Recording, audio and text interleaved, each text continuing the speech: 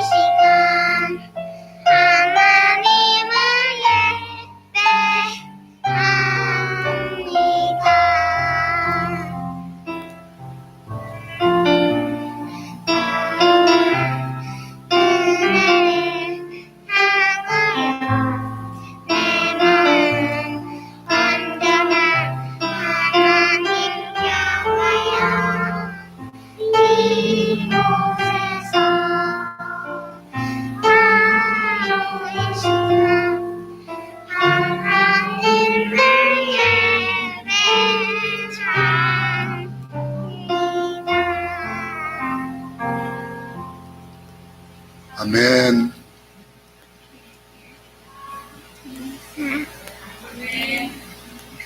어머 저기 뭐 있지? 뭐 있지? 하나님 말씀 봉독하겠습니다. 요한복음 12장 9절부터 16절입니다. 다 제 한 목소리로 합독하겠습니다. 유대인의 큰 무리가 예수께서 여기 계신 줄 알고 오니 이는 예수만 보기 위함이 아니요 죽은 자 가운데서 살리신 나사로도 보려 함이로라.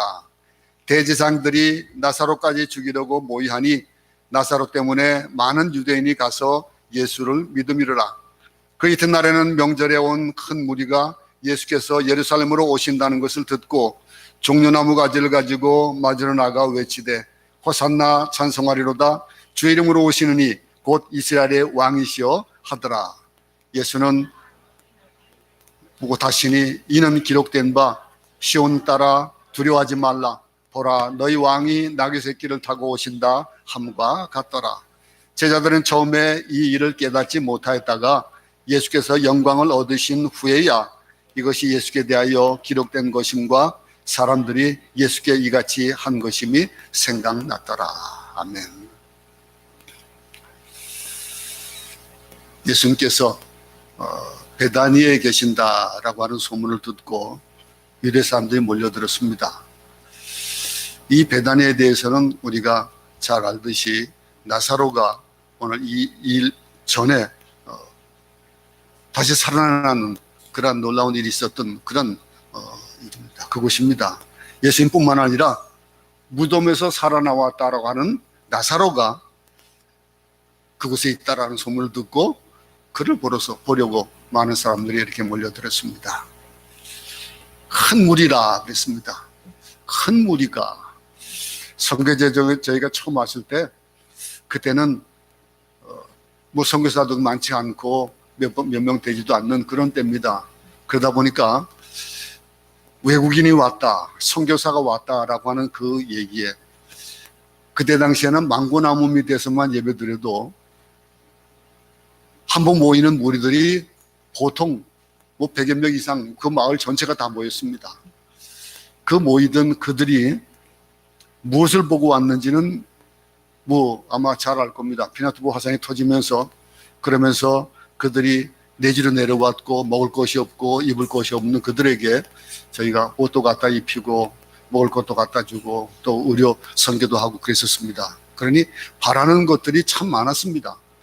그들이 몰려오는 그 몰려옴 속에서 그들이 이제 어느 세월이 지나고 복음에 대한 것을 듣고 그 복음에 대해서 그 복음을 받아들이는 사람은 그 가운데서 예수를 믿고 거듭나고 그러면 믿음이 성장해가는 반면에 대다수의 사람들이 그 복음이라는 것이 실질적으로 자기들에게 갖다 주는 어떤 귀한 것들이 피부에 와닿지 못하기 때문에 다시 산으로 들어가는 그때, 물론 제가 이제 원주민 사역을 했었기 때문에 그렇긴 합니다만은, 내지에 있던 사람들과 다르게 원주민들은 내지에서 제대로 살 수가 없었습니다. 아는 것도 없고 배운 것도 없고 그저 무지 가운데 있다 보니까 아무것도 할 수 있는 것이 없다 보니까 아이들은 아이들대로 이 좋은 것들을 누리다 보니까, 그래서 맛있는 것도 보고 좋은 것도 보다 보니까 아이들은 버티는데 애들에게 사줄 것이 없어요. 해줄 수 있는 것이 없어요. 그러니까 화산이 잠잠해지자 다 산으로 다시 올라가고 그들을 따라서 그곳에 가서 교회를 세우고, 그렇게 세월이 30년이 지났습니다. 지금에서 돌아보면은 그 가운데서 얼마나 많은 자들이 예수를 믿고 그 예수님을 따르는 자들이 되었냐라고 하는 것들을 이 당시에 이 유대인들과 아마 동일하지 않을까 싶어요. 대제사장들이 나사로까지 죽이라고 모의합니다. 왜냐하면은 나사로 때문에 많은 유대 사람들이 예수를 믿기 때문이에요. 이 말씀에 우리가 몇 가지 진리를 찾아볼 수가 있는데, 이 복음이라는 것, 이 진리라는 것, 진리가 무엇일까라고 하는 것, 진실은 숨겨지지가 않는 거예요. 예수께서 나사로를 살리셨다라고 하는 그 일은 실질적으로 눈에 보이는 것이고 듣는 것이고 보는 것이거든요. 나사로가 살아있는 것을 보려 많은 사람들이 왔습니다. 그러니 진실은 숨겨지지가 않습니다. 아무리 뒤집어 씌우고 어떤 것으로 포장을 해도 드러나게 되어 있어요. 우리가 아무리 예수를 믿는다, 목사가 되어지고 또 장로가 되어지고 집사가 되어지고 많은 세월을 교회에서 보낸다 할지라도 그 사람을 보면은 보여요. 저 사람이 진짜 예수 믿는 사람이냐 아니냐라고 하는 것. 진실은 드러나게 되어 있습니다. 또 한 가지 진리는, 진실은요 대가를 치러야 되는 거예요. 진실은 대가가 치러지게 됩니다. 때로는 진실은 순교를 요구하기도 하고요. 예수 믿는다라고 하는 것. 많은 사람들이 몰려오고 이 설교를 들으러 오고 또 뭐를 먹을 것을 주고 나눠주고 옷을 나눠주고 하면은 몰려들었다가도 그들이 살아가면서 이 삶 속에서 예수 믿는 자들이 행해야 되는 그런 것들을 보다 보면은 몸에 와닿지 않고 마음에 와닿지 않는 것들 때문에 떠나가게 되어 있어요. 그것이 순교를 요구하기도 하고요. 불편함을 요구하기도 하고요. 그러나 어떤 예수를 믿고 나서 그 참된 복음이 크다라고, 그 진리가 내게 크다라고 느껴지는 사람은 그 작은 불편함들이거든요. 그것은, 진실은요 대가를 치러야 되기 때문에 그래요. 또 한 가지, 진실은요 막대한 영향력을 발휘한다는 겁니다. 그렇게 해가지고 그 진실이 내 속에 있고 내가 그것을 삶으로 나타내면은 영향력이 나타나게 되어 있어요. 나사로가 죽었다. 근데 그 나사로가 살아났다. 이 한 사람, 그 한 집단, 한 시대에 영향력을 끼치는 일들이 있다라고 하는 거예요. 오늘 본문에도 보면은요, 나사로가 예수님 믿어라 얘기 안 했습니다. 얘기하지 않고 말하지도 않았어요. 근데 그가 죽음에서 부활한 사실, 그것만 가지고도 많은 유대인들이 나사로를 보러 왔어요. 그 나사로를 보고 그 나사로를 살리신 그 예수님을 보고 싶었던 거예요. 그리고 왔던 겁니다. 나사로는 살아있는 증거였습니다.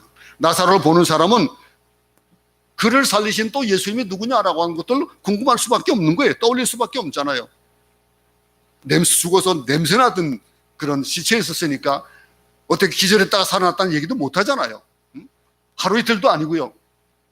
그러니 그 일들에 대한 것들, 죽었던 나사로가 살아났다? 그 사람들에게 큰 감동을 주었고, 이런 큰 기적이 없는 거잖아요. 인간이 어떻게 할 수 있는 방법이 있는 것이 아니니까 그의 삶이 변하고 그들이 하나님나라의 축복을 누리게 되는 그런 일들이 한 명, 두 명 늘어나면서, 그러면서 이 지구촌이 변화되어지고, 지금 보세요. 이렇게 어려운 상황 속에서도 예수 믿는 자들이 어떤 삶을 살아야 되냐라고 하는 것들을 우리가 먼저 보잖아요. 나를 만나는 사람마다 나라는 인간을 생각하지 말고 나라는 인간을 하나님께서 어떻게 만드셨는가, 그 하나님이 나를 변화시켰다라고 하는 것, 나 형편없는 자를 나를 이렇게 변화시켰다라고 하는 것들이 밖으로 보여져야 되지 않겠어요? 물론 이 말씀을 하면서도 저는 좀 찔림이 많습니다. 그런 삶을 제대로 살지 못한 것들이 많기 때문에 그래요. 여러분, 날마다 지켜주시는 그 하나님을 나를 보면서 떠올린다면 얼마나 좋을까요? 내가 지나온 삶들을 돌이켜보면은 요즘 그런 나이가 들다 보니까 자꾸 그런 것들이 생각되어져요. 지금 지나온 나날들이 내가 잘나서 사는 것들이 뭐가 있더냐 이거죠. 아무것도 없습니다. 젊음에 패기가 있고 가진 것이 많고 건강하고 그럴 때는 더더구나 그래요. 내가 모든 걸 할 수 있는 걸 생각하거든요. 그렇다면은 세상 사람들이 그리스도인들의 그 지위나 지성이나 그의 신분을 보는 것이 아니라 그가 그렇게 되도록 이끌어 주신 그 백그라운드를 볼 수 있다면 얼마나 큰 영향력이 그를 변하도록 만들겠습니까? 제가 젊은 시절에 성경을 보면서 감동을 받았던 말씀이 바로 이거예요. 나사로가 그 살아난 것으로 인해서 나사로 때문에 많은 사람들이 믿었다라고 하는 거, 예수를 믿었다라고 하는 거. 나사로 때문에 성경책에다 막 빨간 줄을 치고 얼마나 많은 감동이 있었는지 몰라요. 나 때문에 예수를 믿는다라고 한다면은 우리 나사로 때문에 이때부터 정말 저에게 떠나지 않고 있는 맴도는 질문이 있습니다. 나는 내가 어떤 영향력을 끼치고 있을까?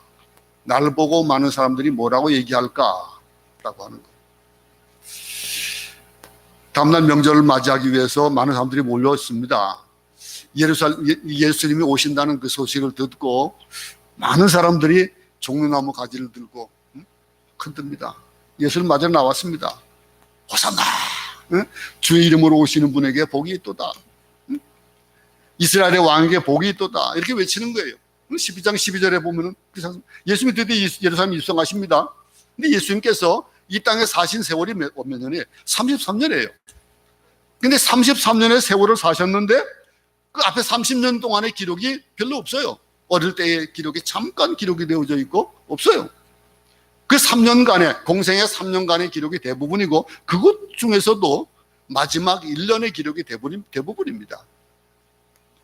1년 중에서도 십자가에 죽이시 전에 이 일주일간, 이 고난주간에 있었던 그 일들이 아주 길게 기록이 되어져 있습니다. 그럼 우리는 많은 사람들이 잘 되어지고 성공한 사람들이 주로 그렇습니다만서도 주로 자서전이라는 걸 쓰잖아요. 그 되어진 일들이 얼마나 어떤 사람은 좀 굉장히 감명을 주는 사람도 있고 이렇게 살아야 되겠다라고 하는 사람들도 있어요. 근데 나는 어떠냐라고 하는 거예요. 이 예수님께서 예루살렘에 입성하신 뒤에 십자가 못 박혀 죽으시고 3일 만에 부활하시고 40일 동안 지상에 계시다가 하늘에 올라가셨다. 이게 사복음서의 핵심이 그거예요. 마태, 마가, 누가, 요한 이 사복음서의 핵심이 바로 그거거든요. 그 기록이에요. 유대 사람들이 예루살렘에 입성하신다는 예수님의 그 소문을 듣고 하나 둘 몰려들기 시작하는데 그 손에 종려나무 가지 들었습니다. 많은 사람들이 이 흔드는, 우리에게는 이 영적인 호기심, 갈증 이런 것들, 과연 저 사람을 보니까 호기심이 생기고 어떤 이끌림이 있고 그런 것들이 있냐 이거죠. 저 사람 같으면은 많은 사람들이 예수를 싫어합니다. 예수 믿기를 거부합니다. 그런데 왜 안 믿느냐라고 얘기하면은 예수님을 얘기한 사람이 아무도 없어요. 예수님 때문에라는 사람은 아무도 없습니다. 예수를 믿는 사람 때문에, 교회 때문에 얘기를 합니다. 그렇다면 이 나사로 때문이라는 말과 완전히 달라진 건데, 나사로는 뭐 한 것도 없어요. 그죠? 죽었다가 살아난 것 뿐인데, 그런데 그것이 그로 인해서 예수가 드러나고, 내가 드러나면은 예수님이 안 드러납니다. 지금 세상 사람들이요, 얼마나 영적인 것에 걸리고, 얼마나 얼마 전에 우리 이제 그 선교사들 그 모임에서 유튜브 공부가 있어요. 그래서 거기에 주로 중점이 뭐냐면 사람들이 그것을 클릭해서 열 수 있을 만한 제목을 만들어라는 것이 하나가 들어있어요. 흥미를 일으킬 것이 뭐냐라고 하는 거. 근데 저는 그게 안 되더라고요. 그렇게 해보려고 해도 괜히 가식적인 것 같고 아닌 것 같아요. 그래서 저는 꼭 그냥 성경 본문에 있는 고날 본문에 어떤 타이틀을 따가지고 타이틀을 넣습니다. 사람들이 흥미를 줄 게 뭐냐라고 하는 거예요. 그 사람들이 계속해서 읽을 수 있고 계속해서 들을 수 있는 것들이 뭐냐라고 하는 것들을 요구한다는 거예요.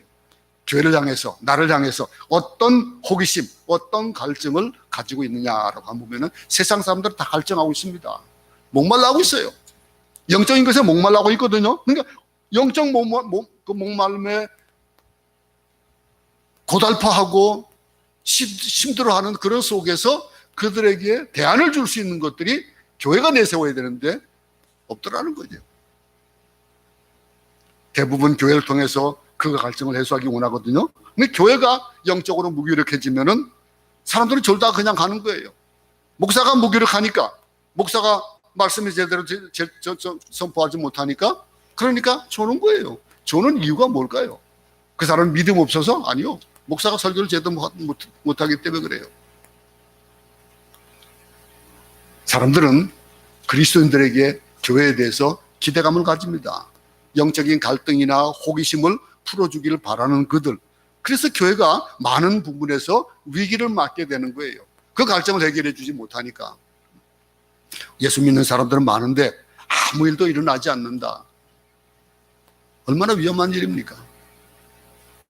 나사로 때문에 라고 하는 이 제목을 한번 만들까 그러다가 종려나무에 종려주일에 그 의미를 생각하느라고 그렇게 하진 못했습니다만, 어쨌든 당시 이스라엘은요 종교 천국이에요. 그들은 하나님 하면은 모든 것이 다예요. 그들의 삶 가운데서. 그런데 바리새파 사람들과 대제사장들은 종교 없이 살 수 없는 시대에 살고 있었거든요. 그런 속에서 그들은 하나님의 음성을 듣지 못하고 진정한 구원도 경험하지 못하는, 메시아를 기다리는 백성들에게 아무런 답도 주지 못하는 거예요. 로마의 압제 속에서 어려움을 겪고 있는 그들에게 그들이 줄 수 있는 것들은 아무것도 없었던 거예요. 세례자 요한이 광야에서 세례를 베풀 때 사람들이 구르대처럼 몰려들었잖아요. 몰려든 이유가 뭐겠냐 이거죠. 그에게 세례를 받았습니다. 영적 목마름과 영적 호기심이 팽배했던 그 시대나 지금이나 똑같은 거예요. 예루살렘에 모인 사람들은 메시아가 오신다는 소식을 듣고 종려나무 가지를 들고 흔들면서 환했습니다. 우리 종려나무 잘 알죠? 우리 팜나무, 우리 야자나무하고 비슷하지만은 조금 다릅니다. 근데 그 나무를 흔들고, 우리는 이제 야자나무를 생각하면 돼요. 그런 이파리 그러니까 그것이, 근데 그 의미가 사실은 이스라엘 백성들에게서는 굉장히 중요한 의미거든요. 이 종려나무에 대한 얘기예요. 그건 좀 이따 말씀드리겠습니다. 어쨌든 이 종려나무를 가지고 흔드는 것은 사랑과 기쁨과 존경과 환영을 의미하는 거예요. 그들에게 있어서 그 의미가 그런 의미입니다. 그러니 요한계시록에도 종려나무가 등장하잖아요. 요한계시록 7장 9절부터 10절에 이후에 내가 보니 각 나라와 족속과 백성과 방언에서 아무도 능히 셀 수 없는 큰 무리가 나와 흰 옷을 입고 손에 종려가지를 들고 보좌 앞과 어린 양 앞에 서서 큰 소리로 외치리되 구원하심이 보좌에 앉으신 우리 하나님과 어린 양에게 있도다 하니. 이 말씀은 천상에서 일어나는 거예요. 그죠? 천상에 일어날 일에 관한 것인데, 모든 나라와 민족과 백성이 천상에서 찬송을 부르며 종려나무 가지를 흔들 것이다 라고 하는 그런 얘기예요. 그러면 요한계시록 이 말씀이 정말 얼마나, 한번 상상해 보세요. 얼마나 멋있는 얘기, 좋은 말씀인지. 보좌가 있고 어린 양이 있습니다. 어린 양 예수께서 우뚝 서신 그 자리에 수많은 영혼들이 흰 옷을 입고 그리고 종려나무 가지를 흔든 모습, 한번 상상해 보세요. 상상만 해보면 얼마나 흥분됩니까? 그 가운데 내가 하나예요. 그럼 얼마나 좋을까요? 안 그래요? 한번 상상해 볼 수 있기 바랍니다. 그런 의미를 상상하면서 이 예수님이 입성하실 때에 종려나무 가지를 흔드는 사람들의 그 마음을 한번 해라고 얘기죠. 예수님이 이제 메시아가 왔으니, 이제 메시아가 되었다 이거. 그럼 메시아가 왔으니까 이제는 세상이 바뀔 거라 이거예요. 로마가 정복되어질 것이고, 물론 그들이 생각하는 그런 이 호산나에 대한 의미가 좀 다르긴 합니다만서도 어쨌든 요한계시록 장면처럼 예루살렘 성문에서 많은 사람이 종려나무 가지를 흔들면서 예수님을 맞이하고 있습니다.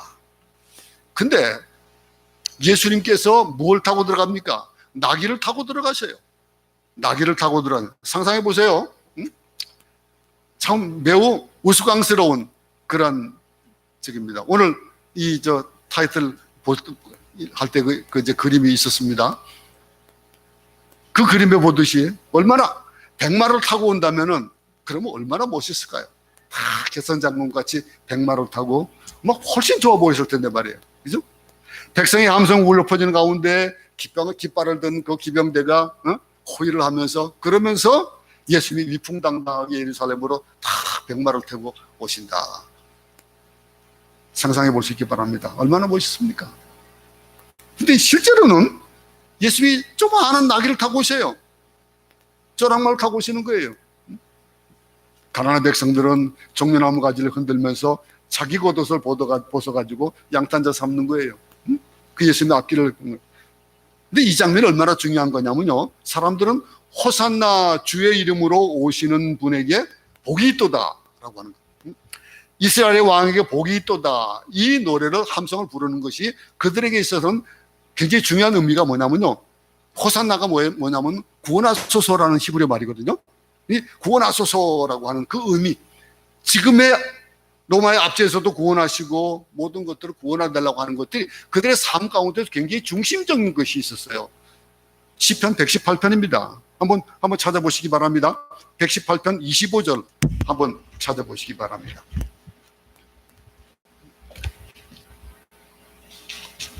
찾아서 거기다 체크해내시고 나중에 집에 가서 한번 읽어보시기 바랍니다. 이 시편 118편 25절을 말씀이 인용이 오늘 본문의 말씀이에요. 이 118편은요 성전에 올라가는 노래예요. 성전에 올라가는 노래인데 당시 사람들은 이 구절을 늘 암송하고 그러며 찬송하면서 메시아를 기다리고 있었거든요. 근데 이 일에 예수님이 오시는 그 모습을 보고 종려나무 가지를 흔들면서 환호하는 그런 이 구절을 외치는 그 의미가 좀 와닿지 않습니까? 118편을 보니까 이런 그들의 삶 가운데서 이것이 중심에 있는데 지금 현재 어떻습니까? 로마의 압제 속에서 얼마나 어렵게 살고 있어요. 나라를 잃은 지가 오래되었습니다. 그런 속에서 그들이 기다리던 메시아, 예수님이 진짜 메시아다 이거예요. 나사로도 살렸다. 그러니 어떤 분이냐 이거예요. 또 그분이 그 굶주린 자들에게 떡과 물고기 가지고 배불리 먹고 남았다. 육적인 것들, 정치적인 것들 이런 것들에 대한 해결되어지는 그런 것들에 대한 것들을 상상하며 이렇게 부르지 않았겠습니까? 더욱 놀라운 것은 예수님이 나귀를 타셨다는 이 모습을 보고 한번 생각해 보시기 바랍니다.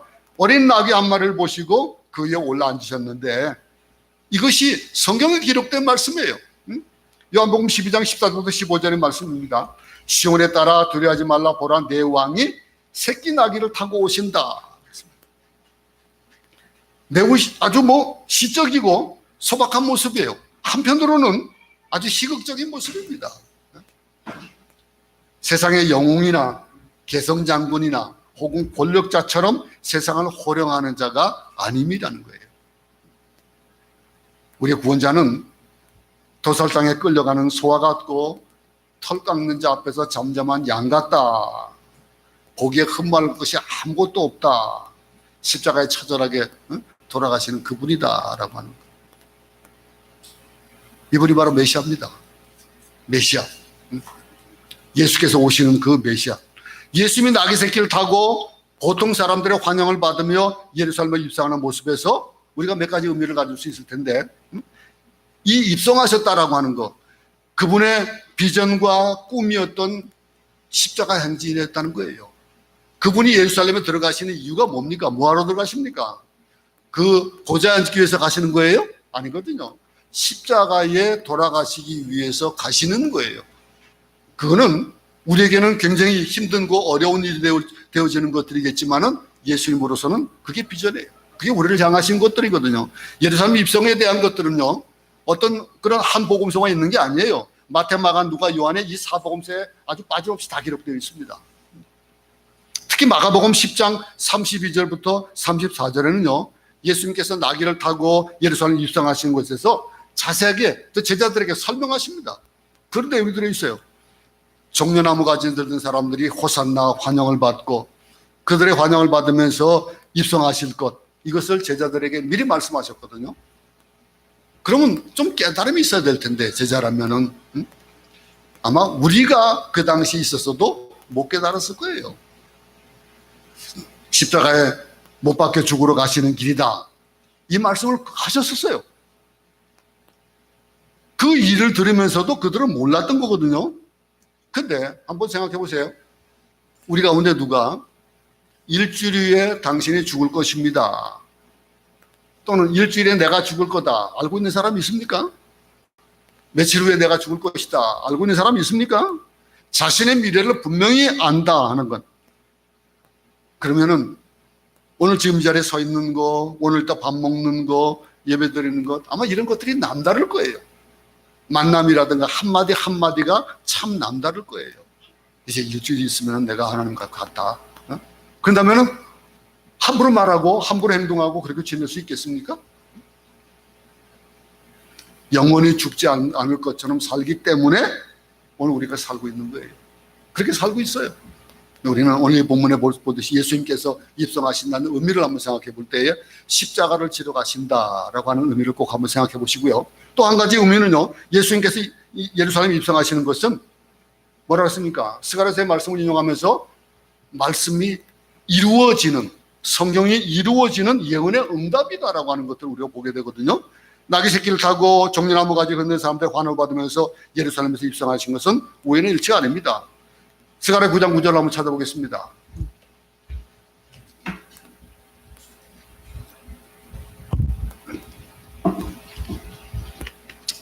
시온에 따라 마음껏 기뻐해라, 예루살렘에 따라 소리쳐라, 보아라, 내 왕이 내게로 오신다.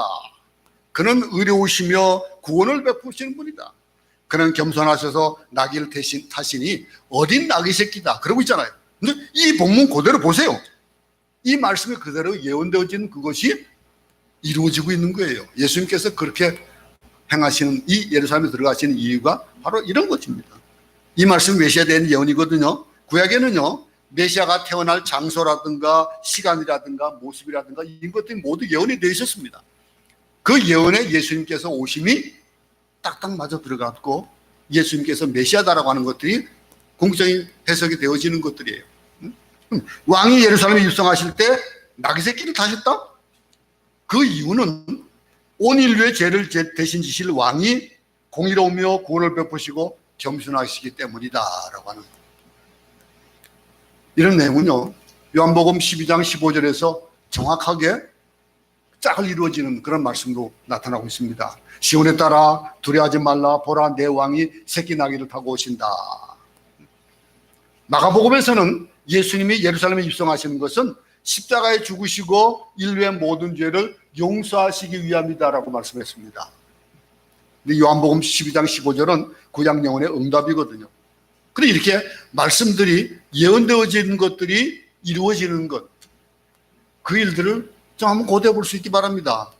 성경을 보다 보면요, 야, 이거 진짜 이렇게 되어졌구나 라고 하는 것들을 아마 깨닫는 것들이 참 많을 거예요. 이렇게 살아라, 그러면 이렇게 될 것이다 라고 하는 말씀들이 많거든요. 그럼 그 일들을 내가 그렇게 살아본 사람은 거기에 대한 답을 아는 거예요. 예언되어지는 말씀이었습니다. 그 예언되어지는 말씀이 이루어지는 것이 예수님의 입성이었습니다. 또 한 가지 또 중요한 것이 예루살렘 입성을 하는 그 입성을 통해서 예수님께서 입성하실 때에 6월절에 맞춰서 들어갔었어요. 6월절에 맞춰서 시간을 계산하여서 예루살렘으로 들어가신 거예요. 물론 이제 그것이 의도적인 그런 것들이 되어지는 것보다는 예언되어진 것들이 이루어지는 그런 상황입니다. 십자가에 못 박아 죽으실 때를 6월절 어린 양이 죽는 날로 잡으시는 거예요. 어린 양이 죽는 일이 뭡니까? 속죄일이거든요. 6월절에 양들이 어떻게 해서 잡힌 겁니까? 출애굽할 때에, 그럴 때에 죽음의 사자들이 애굽의 장자들을 칠 때에, 그때에 양의 피를 바르고 그 양의 피를 바른 그 집들은 넘어갔습니다. 죽음이 넘어간 그 유월한 거예요. 그 어린 양으로 오신 거예요. 그러니 예수께서 온 인류를 위한 하나님의 어린 양이시다라고 한 것도 누가 부인할 사람 누가 있습니까? 그날 그 시간에 맞춰서 인류의 제물인 어린 양으로 입성하신 겁니다. 예수님이 예루살렘에 입성하신 후에 말할 수 없는 고난을 겪으시고 십자가에 청원당하셨습니다. 우리가 패션 오브 크라이스트를 아마 못 본 분은 없을 겁니다. 참 정말로 그것보다도 실질적으로 아마 더 심했을 것이다 라고 얘기를 합니다. 우리는 잘 생각하지 못합니다. 그 의미를 잘 느끼지 못합니다. 이스라엘 백성들이 6월절마다 어린 양을 잡는 날인데 말씀을 띄우지 않습니다. 일부러 성경을 한번 찾아보기 바랍니다. 히브리서 3장 11절 12절도 찾아보겠습니다. 히브리서 9장입니다. 히브리서 9장 11절 12절에는요. 그리스도께서는 장래 좋은 일의 대제사장으로 오사 손으로 짓지 아니한 것 곧 이 창조에 속하지 아니한 더 크고 온전한 장막으로 말미암아 염소와 송아지의 피로 하지 아니하고 오직 자기의 피로 영원한 속죄를 이루사 단번에 성소에 들어가셨느니라. 그렇게 기록되어 있습니다. 역사가 요세푸스가요 어린 양이 죽은 숫자를 한번 추론해 봤대요. 우리가 지금 어린 양이 죽었다라고 하는 거 속죄양 이 6월절에 그 양들이 죽은 양의 수를 한번 생각해 봤습니까? 한번 속죄일에 6월절에 양을 잡는 건 한 사람 한 사람당 잡는 거예요. 그러면 이 어린아이와 여자를 뺀 그 숫자를 다 쳐보면 그 당시에 25만 명이 넘었답니다. 이게 25만 명이 넘었던 그들. 그럼 그 25만 명이 넘었던 한 사람 한 사람마다 어린 양을 한 마리씩 잡았다면은 얼마를 잡았겠습니까? 25만 6천 마리의 어린 양이 죽음을 당했다는 결론이에요. 그럼 25만 5천 마리의 양이 흘린 그 피는 어떤 양이에요? 요세푸스가 기록한 것이 예루살렘은 피바다를 이뤘다 이렇게 기록이 되어 있어요. 역사가가 기록한 것이. 우리 이 의미를 생각해 보지 않잖아요. 여러분 인간의 죄를 씻기 위해서 이같이 많은 어린 양이 피를 흘렸다. 의미가 여러분들은 와닿습니까? 나를 위해서 돌아가신 그분이 내 죄를 위해서 사해 주신 그분. 우리 이사야서 53장은 참 잘 알고 있죠. 그분의 찔림이 뭡니까? 그분의 찔림은 우리의 허물 때문이다 그랬습니다. 허물 때문이요. 그가 상함은 우리의 죄악 때문이다. 그가 징계를 받음으로 말미암아 우리는 평안을 누리고 그가 채찍을 맞음으로 말미암아 우리는 나음을 입었다 그랬습니다. 이 일을 그저 한 구절로 넘어가지 말기 바랍니다. 종려주일에 왜 이런 얘기를 하느냐라고 하는 것. 종려주일이 나와 어떤 관계가 되어지는지 아무 의미 없이 받아들이지 말자라고 하는 거죠. 어린 양으로 오신 그분. 이게 어린 양이신 예수 그리스도입니다. 그분이 돌아가신 그것. 오늘 말씀을 이야기하기 위해서는요. 앞에서 기록하고 있는 몇 가지 사건과 일들을 한번 살펴볼 필요가 있을 건데 다시 한번 봅니다. 마리아가 값비싼 향유를 가져와서 예수님 발에 부어가지고 예수님 발을 씻겨주신 사건이 있습니다. 그리고 이 제자들이 거기에 대해서 의견이 얼마나 분분했습니까? 이 많은 그 비싼 것. 근데 그것을 예수님께서 뭐라 했습니까? 죽음에 대한 희생에 대한 그 희생을 죽음의 희생을 기념하기 위한 것이다 그랬습니다. 아무 의미 없이 받았습니다. 우리는 어떤 희생을 하고 있습니까? 어떤 고난에 대한 희생을 하고 있습니까? 오늘 이것을 이어가지고 또 오늘 사건을 기록하는데 이 사건이 기록된 그 이튿날 다음 날 보다 정확하게 말하면 일요일에 큰 무리들이 왔다 그랬습니다. 이렇게 몰려든 사람들은 아마도 앞장에서 일어났던 죽었다가 다시 살아난 나사로를 보기 위한 것이다라고 오늘 본문에 얘기하고 있거든요. 이 구절을 보겠습니다. 오늘 본문의 구절 봅니다. 예수께서 여기 계신 줄 알고 오니 이는 예수만 보기 위함이 아니요 죽은 자 가운데 살리신 나사로도 보기 위함이다 그랬습니다. 다시 말씀이 돌아갑니다. 나사로를 보기 위함이다라고 하는 말씀에서 첫 번째 어떤 적용점을 가질 수 있을까요? 나는 나 때문에 예수님께서 돌아가신 이 일이 나 때문이래라고 하면은 나는 어떻게 변화되어지냐는 것에 사람들이 나를 보고 너가 누구 때문에 라고 하는 얘기할 수 있기를 바랍니다. 그래서 종려나무 가지고 호사나 찬송하려다 주의 이름으로 오시느니요 라고 하는 부르는 이 일. 사실은 이 종려나무를 흔드는 것은 이 승리의 노래를 부르는 겁니다. 승리의 노래를 부르는 것이고 그러면서 승리와 번영을 상징하는 것이 종려나무거든요. 그래서 종려나무 가지를 흔드는 거예요. 그러면서 성전에 올라가면서 그 노래를 부르는 겁니다. 그래서 이 종려나무 가지를 흔들었다고 해서 오늘 주일의 이름이 종려주일이 되어지는 거예요. 여러분, 그들이 외쳤던 호산나 이스라엘의 왕이여라고 외친 그 뜻, 이제 나를 구원하소서라고 하는 것. 오늘 우리는 나를 구원해 주시기 위해서 이 땅에 오신 그분을 내가 맞이할 수 있는 그런 하나님 앞에 외치는 소리를 할 수 있기 바랍니다. 호산나 외칠 수 있기 바랍니다. 나를 구원하소서. 이 여기에 이 강구하는 의미보다도 사실 찬송과 기쁨의 외침으로 볼 수 있거든요. 왜냐하면 그 뒤에 이어지는 표현은요, 찬송하리로다 주의 이름으로 오시는 이 표현이거든요. 그러면 내가 구원받은 것에 대한 감사와 감격이 또 따라야 된다는 거예요. 있습니까, 여러분? 그 감격의 삶을 살고 있습니까? 어떤 삶을 살고 있냐라고 하는 거예요. 이 말씀이 아까도 말씀드렸던 시편 118편을 그 인용한 말씀에서 여호와여 구하옵나니 나를 구원하소서. 이제 구원하소서. 여호와여 우리가 구하옵나니 이제 형통하게 하소서라고 아까 읽었던 이 시편 118편 말씀을 한번 생각해 보세요. 오랜 희망이었던 메시아 예수님, 그분이 오셨다라고 하는 것, 그분을 환영하는 그 의미, 우리에게 예수께서 이 땅에 오셨다라고 하는 그 의미, 나를 위해 오셨다라고 하는 의미가 지금까지 그냥 희박하게 있었다면 오늘 우리는 다시 우리의 마음을 추스릴 수 있기 바랍니다.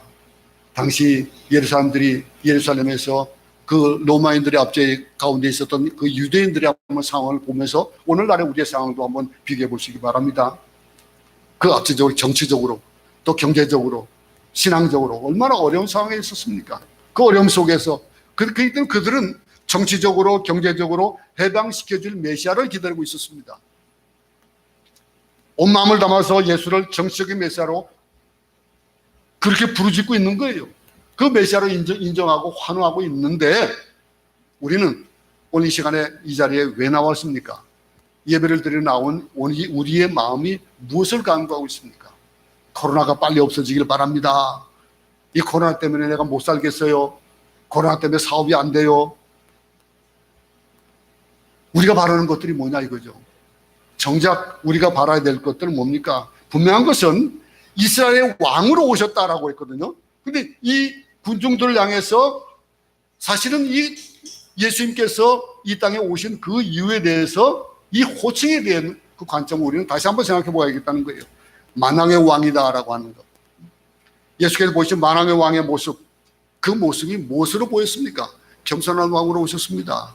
그리고 섬김의 왕으로, 평화의 왕으로 오셨습니다. 제자들마저도 당시에는 예수님의 의도와 목적을 알지 못했다고 그랬습니다. 오늘 이 사건을 기록하면서 우리에게 어떤 것을 얘기해 주고 있습니까?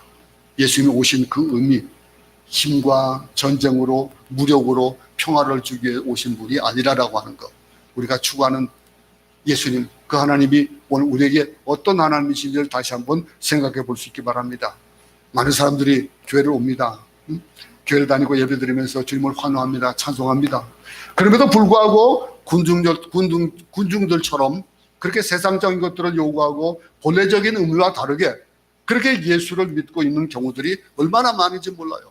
아직도 기복시장에 대한 것들은 잘못됐다라고 얘기하면서도 어떤 이들은 복을 주시는 예수로, 어떤 이들은 좋은 교훈을 주는 도덕선생으로, 어떤 이들은 자신을 돌봐주는 그런 나를 보호해주는 그런 수호신 정도로 생각하는 그런 일들이 얼마나 많은지 모른다는 거예요.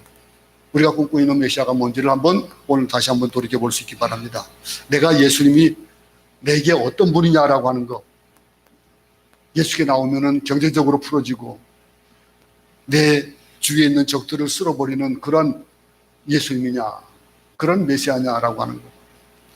오늘 우리가 호산나 외치는데 그들은 정치적인 메시아를 기다렸습니다. 로마의 통치하에 있는 자신들을 구원하고 현실의 억압을 해결해 주는 강력한 그런 어떤 분을 요구했던 그런 것 같이 오늘 우리는 예수님을 맞이하는 그런 종료주의를 우리가 기대하고 있는지 아닌지 한번 생각해 볼 수 있기 바랍니다. 예수님이 오셔야 되겠다라고 하는 것에 대해서 그분은 세상의 문제를 해결하러 오신 분이 아니에요. 그 세상의 문제를 해결하러 오신 분이 아니고 모든 문제의 뿌리인 죄 문제를 해결하러 오셨거든요. 다시 한번 생각해 볼 수 있기 바랍니다. 예수께서 종료주일에 오신 이 의미가 내 죄를 해결해 주시기 위해서 오셨다라고 하는 것. 그리고 이 일들을 위해서 우리가 예수님 당시 이스라엘 백성을 같이 당장 해결받기 위한 것들이 가지고 이 자리에 왔다면은 회개할 수 있기 바랍니다. 우리가 진정으로 예수님께서 보여주신 그것이 뭡니까? 이 땅에서 이루어지는 겸손과 세상을 구원하고 섬기는 메시아, 사랑으로 세상을 정복하는 그 예수님 오셨다면은 우리 주님은 오늘 말씀을 통해서 겸손의 왕으로 오신 그 예수님이 내게 보여주는 것이, 요구하는 것이 뭘까? 내가 나사로가 되어져야 될 그런 나사로가 되어지기 위해서 그를 살리신 그 일에 대한 것들을 우리가 생각해 본다면은 나는 어떻게 어떤 메시아를 내가 고대하면서 이 종려주의를 맞이할까를 생각해 볼 수 있기 바랍니다. 그리고 우리가 죽음이 도사하고 있는 그곳에, 하지만 그것이 바로 자신이 다 감당해야 될 그 사명 때문에 예루살렘 입성하신 그 입성을 보면서 나 때문에 오셨다라고 하는 것, 나 때문에 십자가를 지셨다라고 하는 것들을 다시 한번 생각해 볼 수 있기 바랍니다. 그래서 우리가 살아가면서 우리 또한 겸손의 자리로서 나아가는, 그래서 예수님께서 내게 요구하신 것이 무엇인지, 나사로 때문에라고 하는 그런 많은 사람들이 보고 삶을 또 바꿔졌듯이, 믿는 자들이 많아졌듯이 나 때문에 변화되어지는 사람들이 많아지는 그런 우리의 삶이 바꿔지는 그런 전환점이 되어지고 터닝 포인트가 되어지는 그런 종려주의 되기를 간절히 바랍니다. 하나님 아버지, 사람들은 누구나 평화를 원합니다. 그러나 세상 무엇보다도 참된 평화를 얻을 수가 없습니다. 참된 평화는 인간과 하나님의 관계가 회복되어야만 맛볼 수 있는 부분인데, 아버지, 우리가 그 죄에 대한 문제를 다시 한번 생각해 보지 못하고 그저 예수님을 세상에 요구하는 그런 메시아로 받아들이고 있지 않는지 다시 한번 돌아보는 시간 되게 하시니 하나님 감사합니다. 정말로 영적 메마름을 갈급한 이들에게 교회가, 또 내가 참된 그리스도의 오심을 전하며 갈급한 그들에게 나아가는 그러한 종려주일이 되기를 간절히 소원하고, 예수님을 삶의 주인으로 영접하여 하나님이 약속하신 모든 복을 풍성히 누리는 우리 경향성도들이 되어질 수 있도록 도와주시옵소서. 예수님 이름으로 기도드렸습니다. 아멘.